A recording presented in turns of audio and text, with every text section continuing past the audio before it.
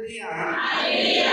आपण प्रार्थना करूया. परमेश्वर पिता दयाळू बाबा, सगळं दिवसाबद्दल तुमच्या आभार मानतो. महान परमेश्वर, आशीर्वाद परमेश्वर, तुमच्या वचनाचा प्रत्येकाला सहाय्य कर.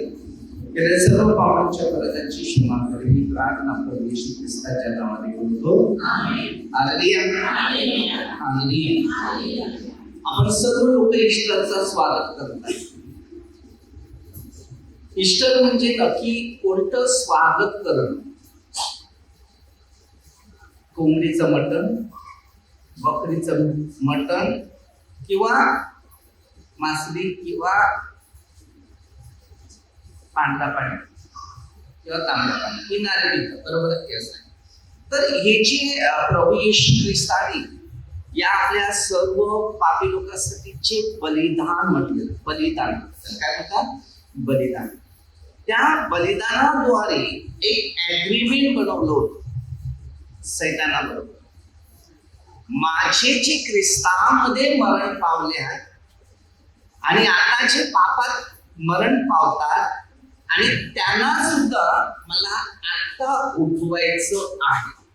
तर बघा, आता ज्या वेळेला मध्ये 27 अध्याय 50 पासून बचत घेतलेला आहे, तर सुरुवातीला कसं आहे बघा, पुढे सुरुवात काय दिली बघ. 27 अध्याय वचन 50. मग येशूने पुन्हा मोठ्याने ओरडून प्राण सोडला. काय केला? मोठ्याने ओरडला. आता माणसाचा जीव जाते तेव्हा तो ओरडतो. हालेलुया. एखादा माणूस बघा लाच्या टप्प्यामध्ये आहे, बरोबर, आणि त्यावेळेला तो मरतो तेव्हा तो स्वतःला खूप तडपतो. भले त्याला श्वास आवाज सारखा निघत नाही तरी सुद्धा तो तडपतो. बरेच लोक असे सांगतात. पण आपल्या पापासाठी तो ओरडला. त्यांनी पाप केलं नव्हतं तर सरळ आत्मा गेला. ज्या व्यक्ती देवाबरोबर आहे, तो देवाच्या बरोबर राहतो, तर त्याचा आत्मा बघा काय सांगते, देवाबरोबर होतो, त्याचा आत्मा व्यवस्थित घेऊन जातो. 10:17 स्वार देणं घेणं प्रभू येशूच्या हातात. मग तो आत्मा हळूच काढून घेतल्यानंतर त्याचं शरीर शांतीने पडलं जातं. आता आमची आई मी नव्हता, परंतु मी प्रार्थनेत होतो आणि तिकडून मला प्रभूने संदेश दिलेला होता. तुम्ही सांगितलं व्हिडिओ कॉल कर, सुटी कर, त्यानंतर बहिणीला वगैरे बोलू, कारण आता आई घरी चालली. कारण आईला अगोदर मी सांगितलेलो, तू चालले ना, तुझ्या अगोदर मी पहिलं खायला घालते. म्हणजे गेल्यावर तुला त्रास नाही. ती काय सांगायची? मानवी रीती रिवाजाप्रमाणे बोलायची, मला मरण दे. म्हणजे आता जाऊ सांगितलं नाही. तू देवाकडे काय मागशील का? तुम्हाला घेऊन जा, माझा अर्थ तुझ्या हातात देतो, तुम्हाला घेऊन जा. तू इकडे प्रार्थना करते, मग मरणाच्या मागे कशाला लागायचं? मग ती सांगायची तुम्हाला. बाबाच्या काळामध्ये पण तोच प्रश्न होता. कधी कधी आपल्याला कळत नाही. तुम्ही काय सांगता? मेलं तर बरं, म्हणजे तुमचं वेतन तुम्ही काय करतो? घेतच राहायचं. आत्मा अर्पण करायचं. काय अर्पण करायचं? कोणी दिला तुम्हाला आत्मा? नाही वाटला 17-18 कोणी दिला? यांना कोणी दिलं काय माहिती. मला जास्त चिकन जास्त खायला वाटतं, त्याच्यामुळे ते आता जिरलं नाही. काही लोक सांगतात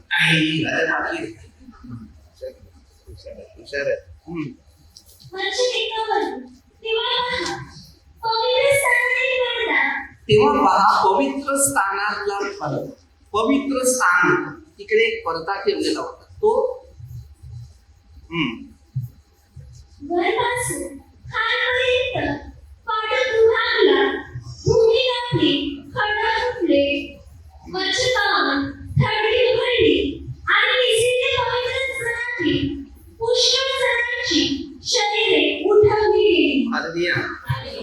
आता त्यांनी विचार करा, पवित्र जे लोक होते त्यांची शरीर उठवली.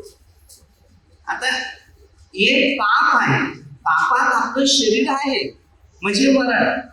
काय पण हे मरण होतं तर हे पवित्र लोकांची शरीर होती. तर त्याला शैतानाने फसवलं. आता तुम्ही बघा प्रार्थनेत असताना हळूहळू प्रार्थनेत तुम्हाला बाहेर काढण्यासाठी लोक खूप फसवतात, तेव्हा तो शैतान येतो. हालेलुया. मग आता तुम्ही चांगल्या गोष्टी घेतल्या तर तुम्हाला चांगलं मिळेल, पण नंतर प्रभूमध्ये असताना तुम्ही वाईट घेणार आणि प्रभूला काय सन्मान करणार नाही. हालेलुया. किंमत देणार नाही, तेव्हा आपण तिकडे नुकसानात पडले जातात. हालेलुया. तेवढं वेतन भोगावं लागते. हालेलुया. मग आपण मरण पावलं, मेलो म्हणजे आत्मा नेला, तर जे पाप आहे ना त्यामुळे जतपर्यंत येशू ख्रिस्त आपल्याला उठवत नाही तत्पर्यंत आपल्या कर्माने आपल्याला भोग आहे. मग ते 12 हे भोग असतात. हे भोग आपल्याला दूर व्हायचे असतील तर देवाकडे प्रार्थना करणं, आणि जशी तुम्ही प्रार्थना करणार तसं तुम्हाला देवाच्या कृपेचा अनुभव प्राप्त केला जाईल. स्ट्रॉंग बना. एक ताकद, एक माझ्यामध्ये देव आहे, ही ताकद तयार. भांडणाची नाही, नीताची नाही, नम्रताची नाही, चुगलीची नाही. मला काहीतरी चांगलं करायचं आहे. जर तुम्ही चांगलं करत राहिले तर तुम्ही चांगले बनते, तुम्ही वाईट केलं तर वाईट बनते. आपल्याला 2 गोष्टी दिलेल्या आहेत ते बघा, त्याच्यात घ्या. तर त्यानंतर ना आपण लूक मध्ये 23:38 पासून एक वचन घेऊया पुढे. लूक 23:38 हा यहूदाचा राजा आहे असा हेलेनी, रोमी व इब्री अक्षरात लिहिलेला एक लेखी त्याच्यावरती होता. वचन 39 वधस्तंभावर ठेवलेल्या त्या 10 पैकी एकाने त्याची टीका बघा काय सांगते, ते वधस्तंभावर 3 व्यक्ती होते. त्या दोघांमधला एक सांगतो चेष्टा करतो. आपण पण चेष्टा करतो, कधी कधी देवाच्या लोकांची आपण चेष्टा करतो. तरी काय सांगितलं बघ, इकडे चेष्टा करताय. काय सांगते, तू ख्रिस्त आहेस ना, तू ख्रिस्त आहेस ना तर स्वतःला आम्हालाही वाचव. आपणही आपल्या जीवनामध्ये असतात, बरेच लोक असतात. देवाने आपल्याला वाचवल्यानंतर देवाच्या जोडीला आपल्याला राहावं लागतं. नंतर नाही राहत. नंतर आपल्यामध्ये असलेली पाप, लूक 11:24 प्रमाणे ही 7 दुष्ट आदमी शरीरात प्रवास करते, तेव्हा त्या माणसाला पहिल्यांदा काळामध्ये थोडाफार त्रास होतो, पण नंतरचा जो त्रास आहे तो फार खतरनाक परिस्थितीमध्ये माणसाचं लाईफ. मग तो मरण मागतो तरी मिळत नाही. तेव्हा वाचवायला सांगते मला वाचव, ते पण होत नाही. मग सगळा पैसा खर्च करून सगळ्या बाजूनी माणसाला रस्त्यावर ठेवतो न, ते तडपत जीवन आपल्यामध्ये येते. आता हा तसंच सांगत होता, कारण पहिलं पाप केले त्याच्यातून सुटलाय ना, आता वाचतो, तुला वाचवतो, तर वाचल्यानंतर तू काय कर, चांगलं कर, नाही तर आता परत चोरी करायला सांगते.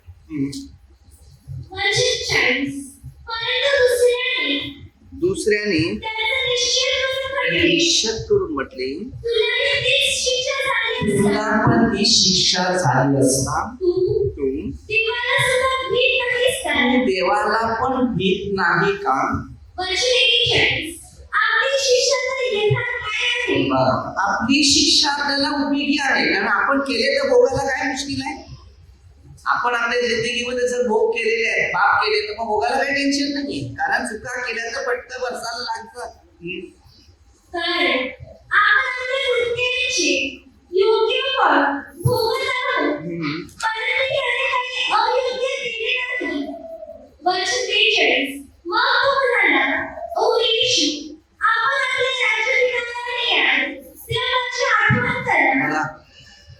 त्याने काय सांगितलं, तुम्ही जेव्हा राज्यात प्रवेश करता तेव्हा माझी आठवण करा. पण त्या राज्यामध्ये जो व्यक्ती पश्चाताप करतो, मार्क 1:15 त्याने अगोदर सांगितलेलं, मग ते 4:17 अगोदरच बदलली 2 अगोदर सांगितलं, कारण पश्चाताप करा तेव्हा स्वर्ग मिळेल. आणि हा स्वर्ग आता याला वधस्तंभाच्या टायमालाच मिळाला. तेव्हा त्यांनी काय सांगितलं, तुम्ही जाल तेव्हा माझी आठवण करा. काय असं मी माझ्या आईला ते सांगितलं, आत्मा अर्पण कर. तू मला पाठवले, तू घेऊन जा. तेव्हा गेले. जेव्हा हे देवाचे लोक आपण आहे, आपल्या बघा अनेक लोकांसाठी मी प्रार्थना करतो, मग त्यांचा आत्मा अटकलेला आहे इकडे कोणत्या कामासाठी, कशामध्ये तरी मन अटकलेलं आहे. मग त्यावेळेला तो आत्मा अर्पण करण्यासाठी देवाकडे शक्ती मागायची ना, देवाला सांगायचं, ह्यो आत्मा मी तुझ्या हातात देतो, त्याच्यात जाऊ नका, नाही ते घडत. तर त्याच्या पापांची अपराधाची क्षमा कर, वो आत्मा मी तुझ्या हातात देतो, त्याचा स्वीकार कर. मग काही काळानंतर काही 3 दिवसापर्यंत त्यांच्या आत्मा तो परत भेटली देव जोडीला घेऊन जातो. बघा, कारण याकोबाच्या पत्र 5:16 पासून दिलेले नीतिमान माणसं जे देवाचे भक्त असतात त्यांना तो हक्क आहे. आणि तो हक्क असल्यानंतर अनेक ठिकाणी या अशा घटना झालेल्या आहेत. पूर्वी मी म्हाताऱ्या लोकांना व्हिजिटिंग म्हणजे घरी जायचं, भेटायचं, यायचं, बिचारे ते लोक दिवस मोजायचे, तो एवढ्या दिवसाला आला तेवढ्या. म्हणजे मी विचार करतो की आज आपलं कुटुंब असून आपल्या कुटुंबाची जर आपल्या कुटुंबाला हेल्प करत नाही, मदत करत नाही, दुखी आजारी निराशा त्यांना भेटत नसेल, मग आपलं लाईफ काय? जर मी कोणाला भेटायचं असेल, मला भेटायला टाइम नसेल, तर मी प्रार्थना ते करते की देवा या व्यक्तीला मला भेटायला जायचंय, पण काय करू, आत्मेने जाऊ. तर अशा गोष्टींमध्ये ना काही वेळेला जाता जाता अशा रस्त्याला व्हिजिटिंग किंवा प्रार्थना संपले तर पटकन कोणाकडे वळणं जायचं. मग कोणी सांगेल हे आजारी आहे, असं असं आहे, मग त्यांना प्रार्थना करायची, तेलाने अभिषेक करायचा, मला सांगायचा आत्मा मी अर्पण करते, त्याचा आत्मा जाऊ. मग ते 3ऱ्या दिवशी त्याचा आत्मा जाणार. मग काही टायमाला त्याच 3ऱ्या दिवसानंतर 4थ्या दिवशी का 5व्या दिवशी मी निघून गेला असेल त्या रस्त्यातून, तर कधी कधी त्यांच्या वटीवर फोटो दिसतो की हे व्यक्ती. मग आपण काही वेळेला कोण भेटला का त्याला विचारतो, मग हे कधी, मग ती आठवण ठेवतात. त्या टायमाला मला आठवण येते की बरोबर या टायमाची की खरोखर 3ऱ्या दिवशी देवाने याला नेलं, देवाच्या आभार. तर अशी काही घटना झालेली आहेत. हकीकतमध्ये बऱ्याच गोष्टी घडलेल्या आहेत, कारण त्यांचं मत कुठेतरी गुंतलेलं असते आणि हे गुंतलेलं असल्यानंतर त्यांना कुठेतरी मार्गदर्शक करावं लागते. कारण आपण आजारी असलं तर त्यांना सोडून देतात नाही, त्यांना भेटी कसं द्यायचं तर तुम्हाला मी सांगतो. हालेलुया. मध्ये 25 अध्यायामध्ये 31 पासून दिले.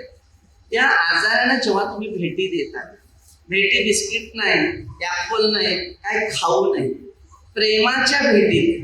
त्यांना खाता काय येत नाही ना, त्यांना भेटी देऊन तसं नाही, खाता असेल तर त्यांना काहीतरी दिलं तर ठीक आहे, पण जाऊन थोडीशी प्रार्थना करणं, त्यांना काही देवाविषयीच्या गोष्टी सांगणं, की आपलं जीवन झिरो आहे. त्याला बघितल्यानंतर आपण आठवायचं कधी पण आपला पण नंबर असा येणार आहे, त्या अगोदरच आपल्याला पण पश्चाताप केला पाहिजे, पापाची कबुली केली पाहिजे, काय हेल्प करता येते तेवढं मदतीचं पण हात दिला पाहिजे. तेव्हा पैसा नाही बघायचा, तेव्हा वस्तू नाही बघायची, त्यांची परिस्थिती बघायची. मग त्या परिस्थितीला तुम्हाला देवाने आमंत्रण केले की त्या ठिकाणी जा. मग आपलं कर्तव्य आहे जाऊन त्यांना काहीतरी मदतीचा हात देऊन उचलायचा. मग तुम्ही काहीतरी देवाला दिलं आहे असं आहे. तसे 41 अध्यायामध्ये बघा, जे देवभक्त असतात त्यांना देव स्वतः पण सांभाळतो, स्वतःचा आदरी पण त्यांच्या बदलतात असं आहे. तर पुढे काय सांगते बघूया. येशू त्यांना म्हणाला, मी तुला खरंच सांगते,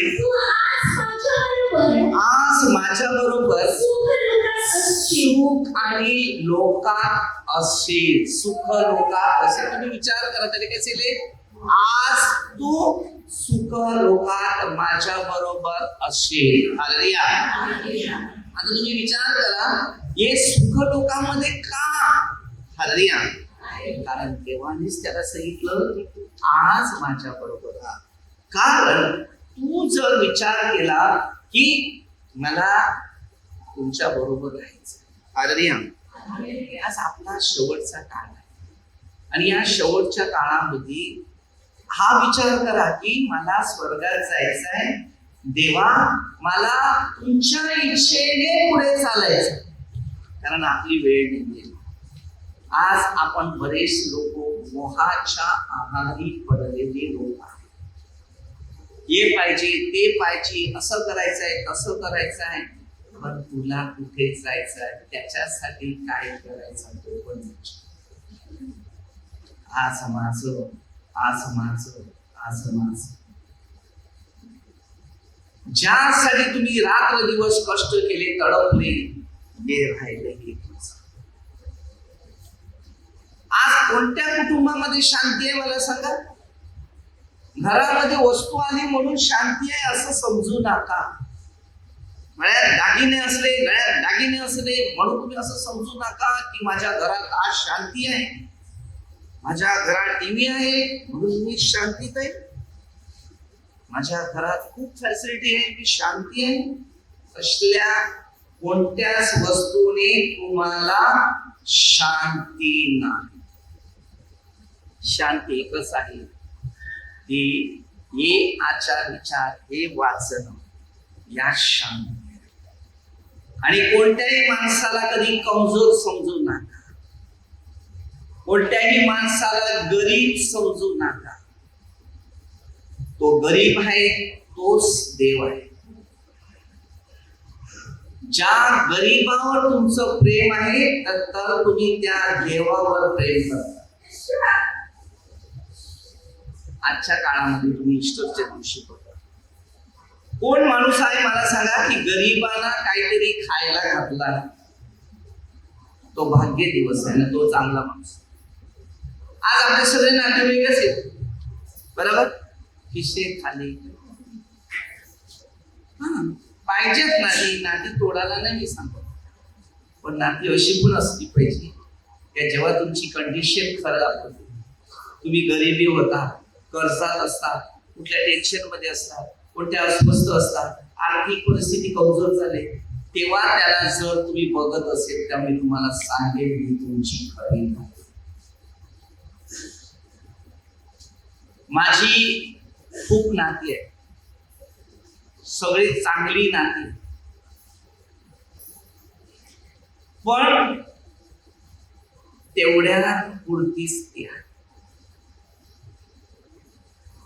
अपेक्षासाठी मी कोणाची नाही, कारण मी गरिबांमधून मी शिकून आलाय, म्हणून मला माहिती आहे माझी जास्त नाती गरीब आहे. माझी जास्त नाती कोण आहे? गरीब. माझ्या टीचरने आज मला फोन केला, माझ्याकडे एक वही ना एक पुस्तक होत, सारखे शाळेत शिकायला कपडे नव्हते.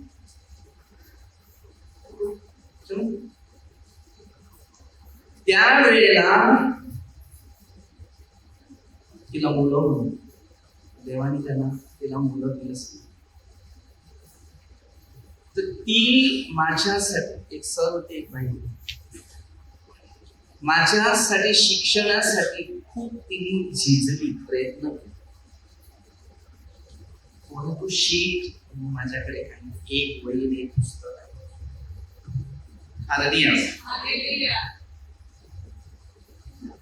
कारण बघा, काही गोष्टी अशा असतात, हॅपी ईस्टर करण्यासाठी मला मी तिला सांगितलं, आम्ही ईस्टर करत नाही, मी चिकन नाही खाल्लं, मी डाळ खाल्ली.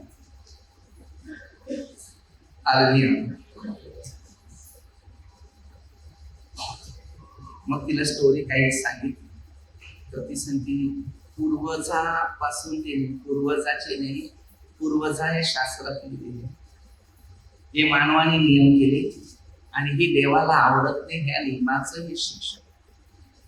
यात पाप न करणारा मनुष्य आजच्या काळामध्ये पाप करतो. समजलं असं जाऊ विषय असू दे. कारण सांगते तुझं कार्य बघून मला खूप बरं वाटतं. रोज रात्री तुझा पहिला व्हिडिओ येतो. मी सांगितलं तुम्हाला माहितीये ना, मी गरीबातून आलाय, तुम्ही मला मदत केली माहितीये ना. तुम्ही हेच आदर्श घेऊन मी चालतो. पोरा मला माहिती आहे, मला खूप अभिमान वाटतो. ते एक दिवस मी शाळेत गेले, त्या शाळेच्या विद्यार्थ्यांना पण कपडे वगैरे दिले, कारण बरंच काय करायचं आणि करतो सगळंच काय डिटेल करत. कारण मी ज्या रस्त्यातून आला, मी शिकले. कधी कधी भविष्यात कधी कोणाला कमजोर सोडू नका. तो तुमच्या पाठीशी हमेशा आहे. गरीब असू दे, दुःखी असू दे, टेन्शन मध्ये असू दे, मानसिक तणावामध्ये दे, अस्वस्थ असू दे, देव तुम्हाला टाकत नाही, आपण देवाला टाकतो. एखाद्या माणसाच्या घरी जातात हे ते मागायला, त्यापेक्षा तुम्ही देवाच्या घरी जा ना, देवाला सांगा मला हे दे. तुमचे नातेवाईक तुम्हाला काही देणार नाही. तुमच्याकडे पैसा झाला ना का तुमचे नातेवाईक आपाप तुमच्याकडे अरे हे सांगतो तुम्हाला, मी शिकलाय. मला ज्या गरीबामधून जे कार्य करता मला मिळाले, देवाने जे मला दिले तेच माझं सर्वोदय आहे.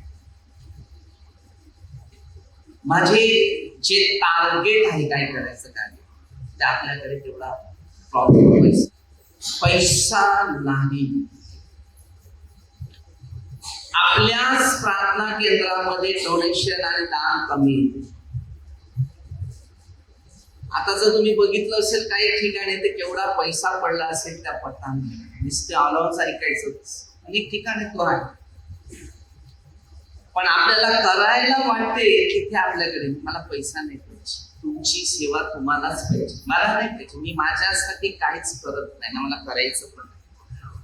कारण ही जिंदगी इथे शेवटपर्यंत राहणार नाही, की करून ठेवेल किती मला उपयोगी. मी माझ्यासाठी करून ठेवलंय ते. देवाने माझी जागा परफेक्ट ठेवलेली आणि देव माझ्या आत्म्याने पण मला पुढे काम करायला देणार. शरीरात सोडून द्या, त्याला आत्म्याने पण मला काम करायचं आणि मी ते पण सांगितलेले. एलियाचा आत्मा, अलिशाचा आत्मा एवढे मोठे कार्य करतात, मग माझा आत्मा का कार्य करून? तू दिलेला आत्मा आहे, मला तुझ्या आत्म्याने सेवा करायची. हे माझं लाईफ संपलेलं आहे, आता मला माझं जन्म शिकायला. जे शिक्षण तुम्हाला घ्यायचं हे बघा, इतर लोकांना खूप काही गोष्टी समज आहेत, आपल्या लोकांना नाही समज. आज जर तुझं भलं बघत असेल तर तुला दिसणार नाही हो माझं भलं बघतो. तुला भटकवणारा पाठीमागे येतो, तुझं वाईट बघतो, तो तू त्याच आहे ना. मी पहिल्यांदा सगळ्यांना एक शिक्षण देतो. पहिलं शिक, शिकल्यानंतर जीक.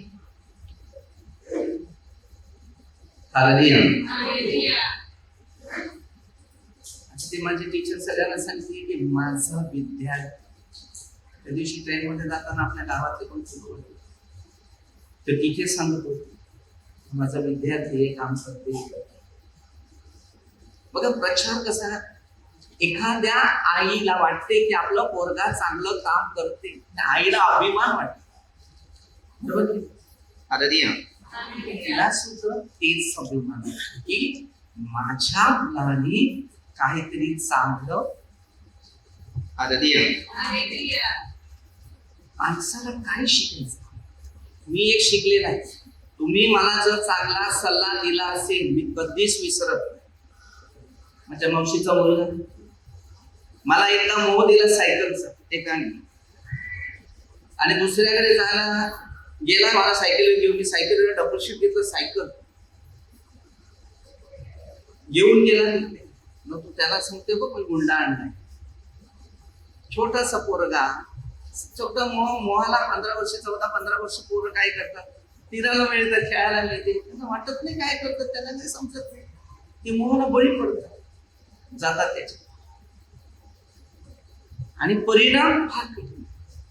माझ्या मामाने बोलवलं, मावशीच्या पोरं दोघी देवाच्या घरी गेले, पण त्याचे शब्द मी पाठ केले. मग तेव्हा माझ्या अंगामध्ये आग पेटली नाही. मला खोटं केलं आता नक्कीच मारेल. मला गुंडा बोलला, मी गुंडाच बोलेल.